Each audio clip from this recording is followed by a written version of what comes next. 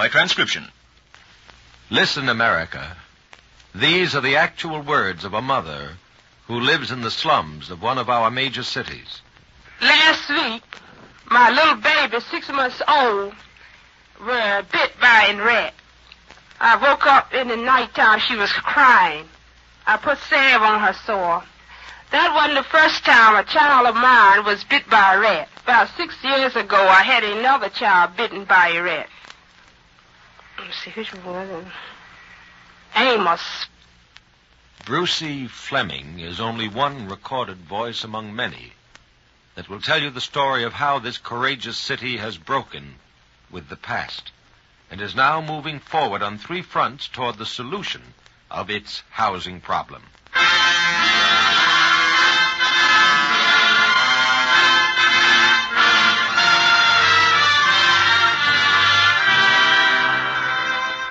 Living 1951, in cooperation with the 20th Century Fund, presents The People Act.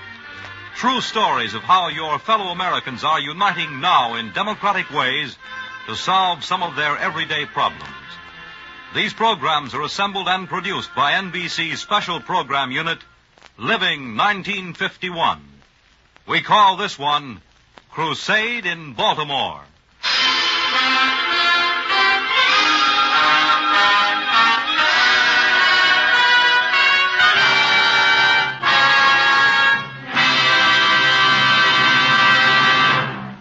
Your narrator, Ben Grauer. Greetings, America.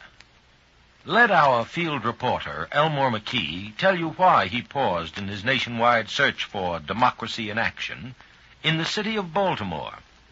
Because, America, Baltimore gives the lie to a prevailing theory that community awakening, though possible in a small town, is impossible in a great city.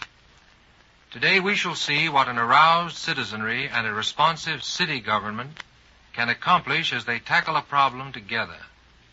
That you may hear the story as we recorded it in the voices of the people, I return you to Ben Grauer.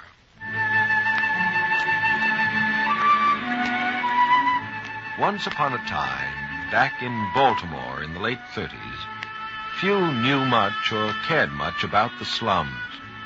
There was no public housing program. No house unfit for human habitation had ever been condemned as human habitation. There was no city housing program, no receptive citizens group to listen to voices like these. I have a hard time keeping the house warm in the winter. The door is half torn down, and you can see all on the outside of it. And I don't know how soon nap because it rains right in the bed. I have had my toilet stopped up for an year, and the zinc stopped up also. And the way we have to pour water out is out this back door.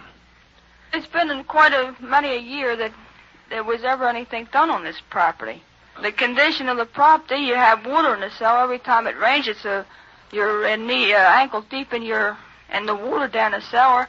There's a lot of cracks in here that we can't keep no heat in.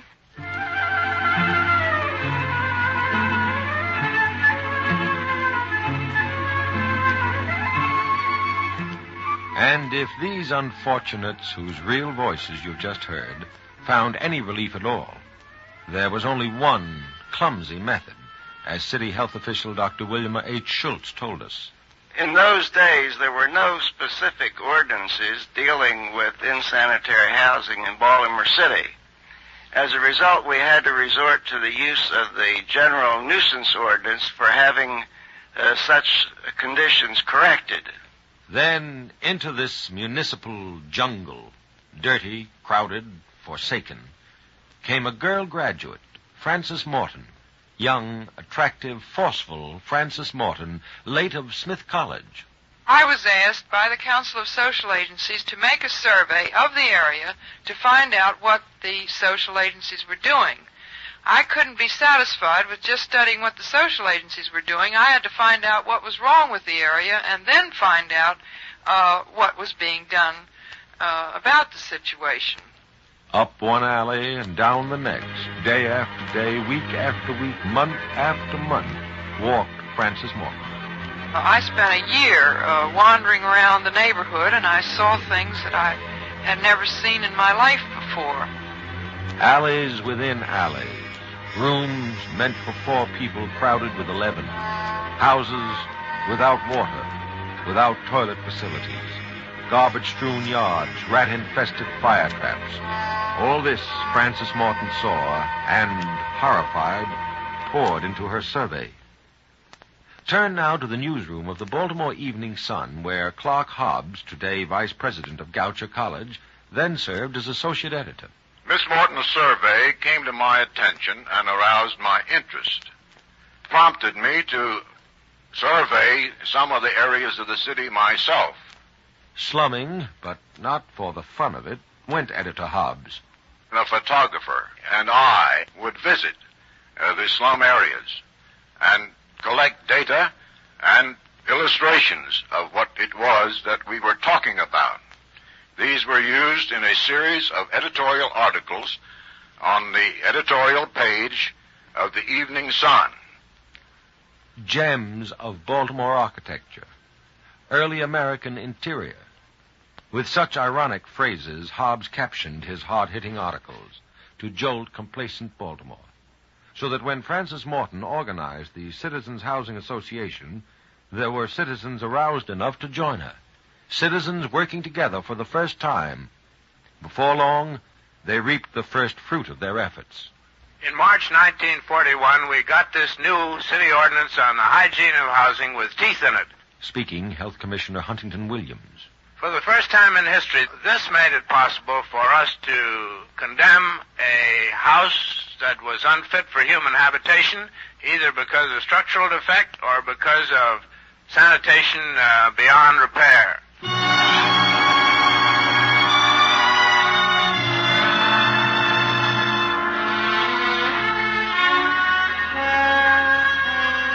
Now, at long last, Baltimore could establish minimum standards for healthful housing. To help enforce those standards, the Health Department appointed young, aggressive Yates Cook. Yates Cook, with only a desk and a chair, who told us... Day after day, sitting at my desk, I heard complaints like this. Complaints that we recorded for you. When I ask the landlord about repairs, he says you're getting cheap rent, so he won't do nothing for us. Daisy LeBon complained that it wasn't only herself. Her neighbors, too, could tell of the same treatment. My neighbor isn't any better off than we are. Her property is really awful. She had fell down at the steps and broke her arm. It's been lower last year sometime, and her landlord won't do nothing for her either. Yates Cook listens, too, to people long afraid to complain, even when threatened by fire from faulty wiring. The chandelier was down over the bed, and the bedspread, Chanel's bedspread, was all less like lights, burning. One of the businessmen in the neighborhood told me to make a report of it, said that my life was in danger. I told him I was afraid, because I wouldn't have no place to go. And if the tenants lived in fear of speaking up, many of the landlords did nothing because they simply didn't know. For, as one of them, Philip Needle, told us, in those days, in my opinion, I felt that my tenants, as well as myself, were quite satisfied with conditions in slum areas. I myself felt that there was no need to improve those properties. It was purely a business proposition.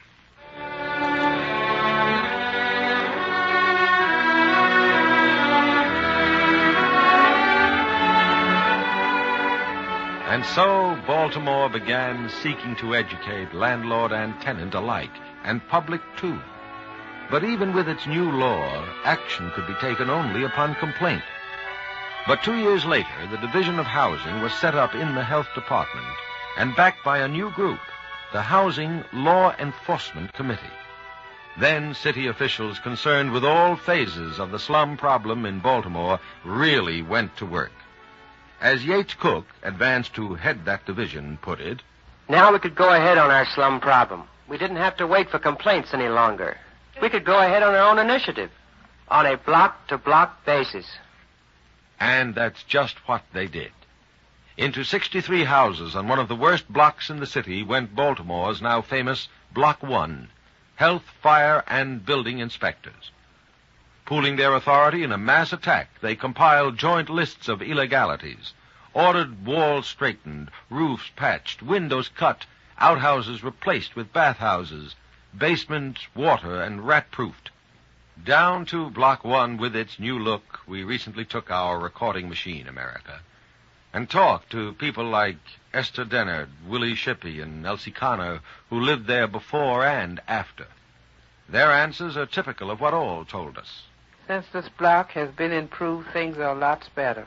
And I really like it, and I feel happy and feel much better than it was before.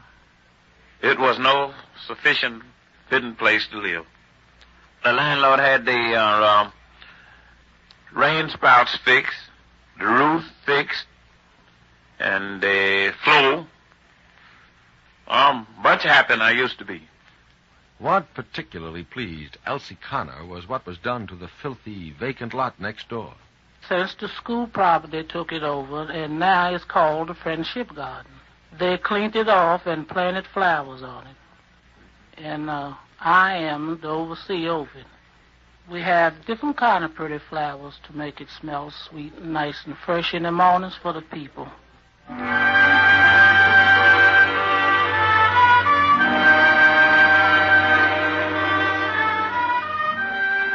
Block 1, as you can well imagine, was a big success.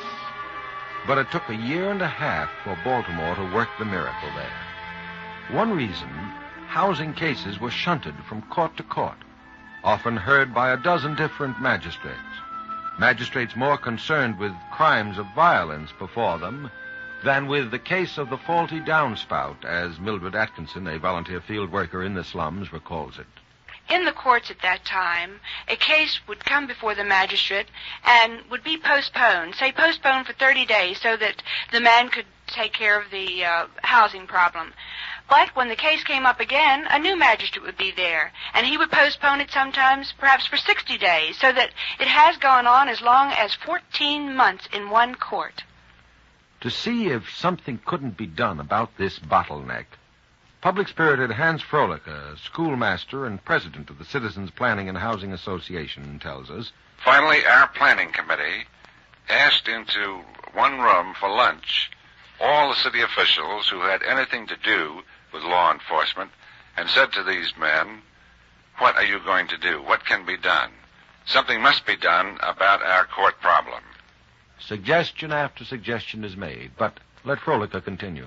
Finally, when we seemed to be at the lowest ebb of the meeting, Bill Brooks, who was zoning enforcement officer for the city of Baltimore, chipped in his suggestion. He said, "Look, why wouldn't it be possible to bring all of these cases into one court? Why wouldn't it be possible to establish a single court where we could have a single magistrate instead of running to all of the other districts? What do you people think?" What do they think? They pounce on the idea, petition the governor for, and secure a housing court for Baltimore.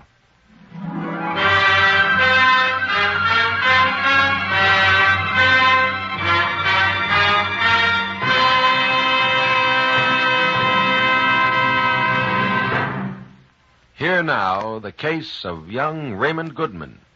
My name is Raymond Goodman. The rat jumped up on the bed and bite me when I was sleeping. The rat bit me on the head. My mom took me to a hospital. Hear how the case of Raymond Goodman, bitten by a rat as he slept in his home in the slums, was actually handled by Baltimore's housing court. The voices you hear are the actual voices of Judge Harry S. Kruger, magistrate of the court, and the others concerned. Listen to the testimony of William Sallow, chief of the Division of Rodent Control. Your Honor, on October the 3rd, the Division of Rodent Control received a report by telephone of a rat bite of a child who lived on George Street. The phone call was made by the mother. He testifies that a younger child in the same family previously had been bitten under similar circumstances. At about 3:30 that morning. Further investigation revealed that there was quite a large hole in the rear foundation of the building, through which the rats had gained access. He further testified that notice had been sent to the landlord before. Nothing has been done to repair these deficiencies, and inasmuch as the notice has expired, we had to bring him into court, sir. The judge listens to the accused landlord, finally renders his decision. You're hearing the very words he used. This is a very serious case.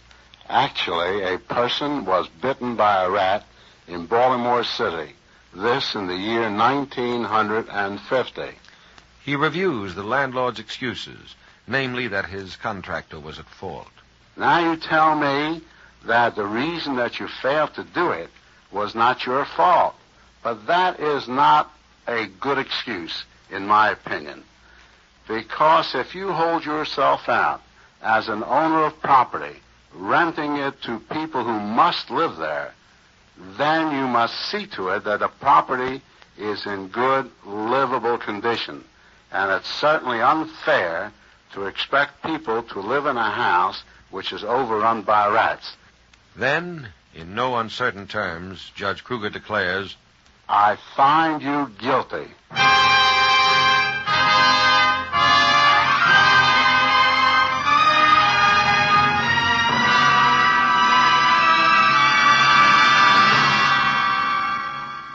Baltimore's unique housing court deals not only with wayward landlords, but with lax tenants as well. Is represented in the slum area by a detail of police sanitary inspectors who not only scour it for housing infractions, but also conduct contests and give prizes for the cleanest yards. But what about the landlords? What's their attitude? Listen to landlord Philip Needle now. I have found out that it pays off in dollars and cents and a clear conscience to give these people decent houses.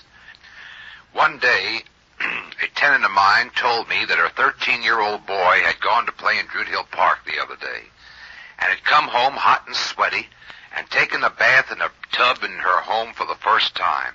Imagine his first bath in 13 years.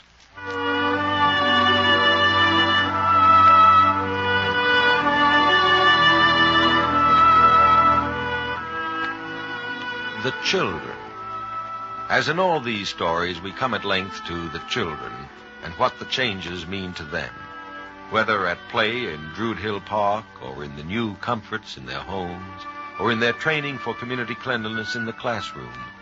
For hand in hand with this new outlook supported by law enforcement has gone Baltimore's work with children in the schools. In her school, located in the slums, Principal Elizabeth Henderson had this to say about the philosophy behind their program. That they will at least have an attitude towards the good community and carry that with them into adult life. I think that's our hope. And so it is that in Mrs. Henderson's school they've composed their own to the death against the old witch, dirt and disease. Listen to them sing. Do you remember that year, the year 49? Dirty up the town, dirty up the town.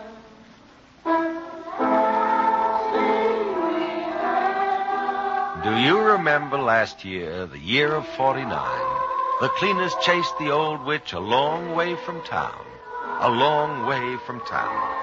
The last thing we hear of her, the old witch was dead.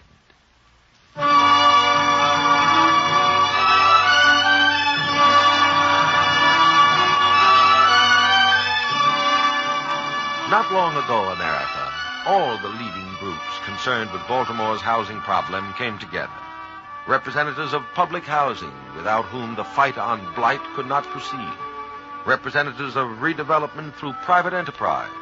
City officials and the public joined to form the mayor's Citizens Advisory Council on the Baltimore Plan, the name by which Baltimore's effort is now famous throughout the nation.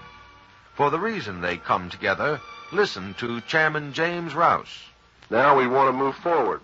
We want to see what can be done if we lift our sights to an entire neighborhood instead of just a block. Yes, lift the sights of the community in a three-pronged attack. Cleanup of existing dwellings, redevelopment of designated areas, and new public housing. We have 2,100 blocks of blight in Baltimore. With these 3 programs integrated into an overall full-scale attack on slums, we can eliminate Baltimore's slums over a period of 5, 7, 10 years. And so, virtually just yesterday, America, approximately a decade after Francis Morton walked the slums in horror, and Editor Hobbs wrote his biting articles, and Yates Cook sat at the first desk devoted to housing in the health department, the pilot program of this new all-out attack on the slums, of which Jim Rouse speaks, was launched in Baltimore by Mayor D'Alessandro. And fortunately for our story, our microphone was there. Ladies and gentlemen, this should be a happy moment for all of us. We are gathered here tonight to launch a large-scale war on Baltimore's slums. Within the next 6 months, we're going to try to put into decent, livable conditions every dwelling in the 27 blocks bounded by Caroline, Chester, Chase, and Preston streets. More than 1,000 families will be affected directly. It will bring to the community the experience and resources of all city departments and officials. It will bring to the community the cooperation and assistance of all social service agencies, as well as interested civic groups. And perhaps most of all, and the most important of all, it will be a demonstration of democracy in action.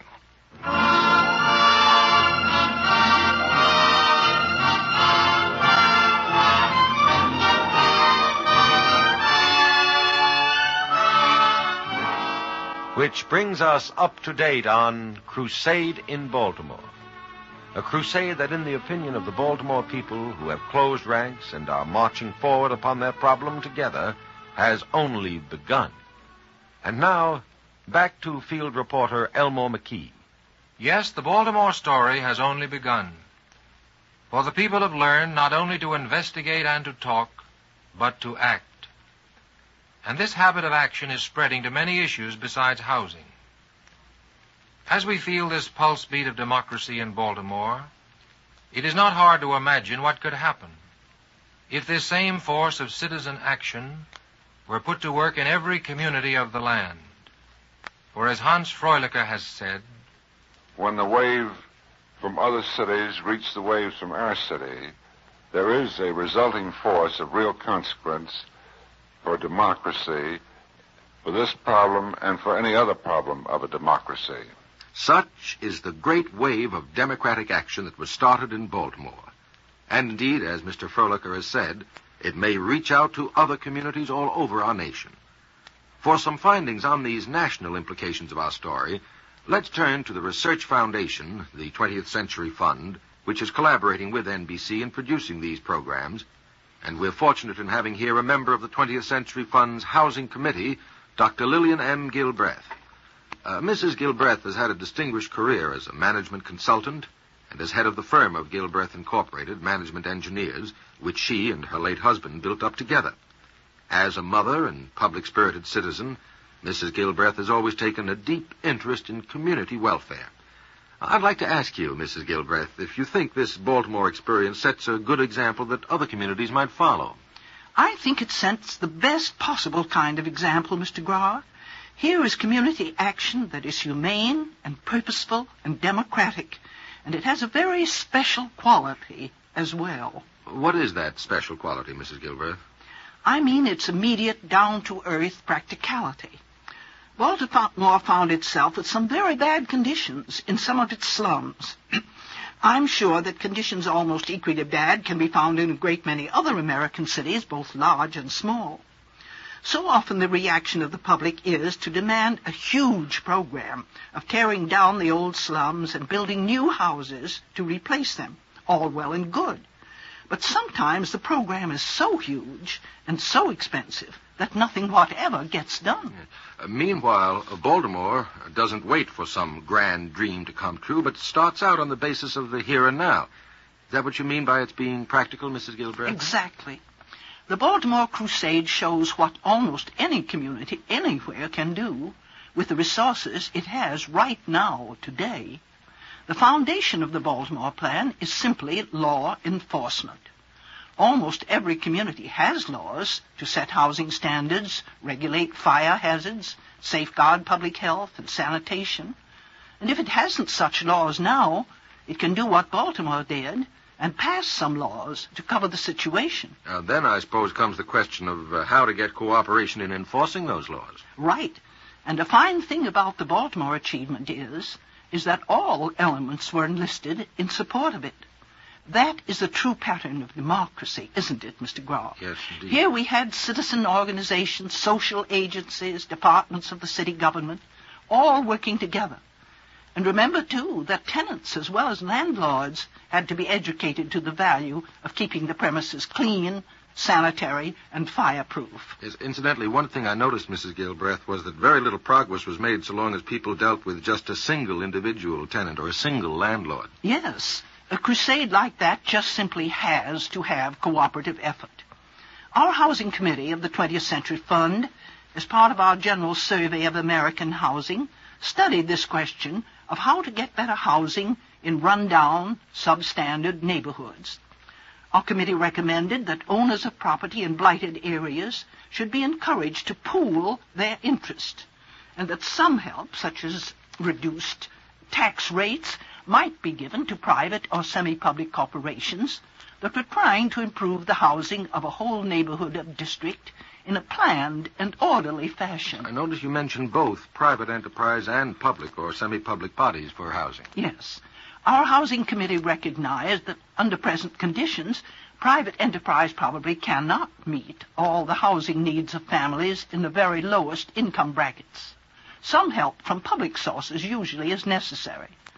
Improving conditions in slum neighborhoods is an immense job on which we have to use all our resources.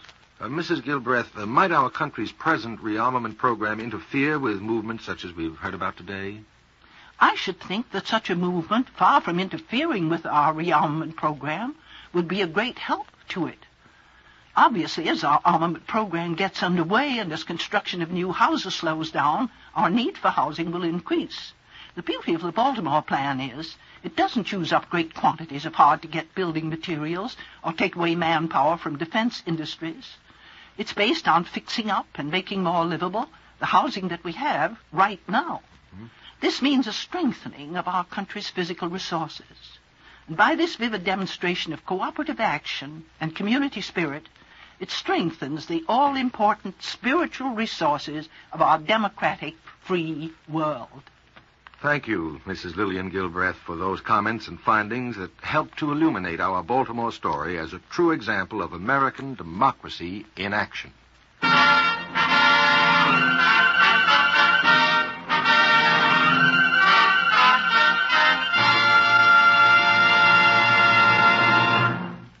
Living 1951 in conjunction with the 20th Century Fund has presented another in our special series, The People Act. If you wish to receive a copy of today's script or to ask questions pertaining to the possible application of the Baltimore story to your own community, you're invited to write to the 20th Century Fund, 330 West 42nd Street, New York 18. We repeat that address.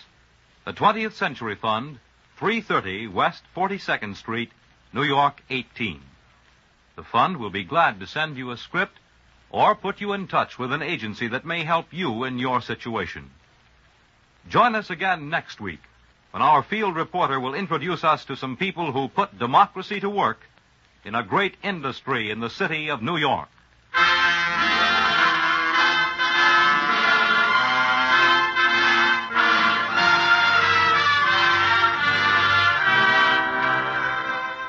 The People Act is produced for NBC and the 20th Century Fund by the Program Unit for Living 1951. Wade Arnold, producer and editor, George Boutsas, director, Lou Haslam, writer, Elmore McKee, field reporter, Ben Grauer, narrator, and William Schwartau, recording engineer.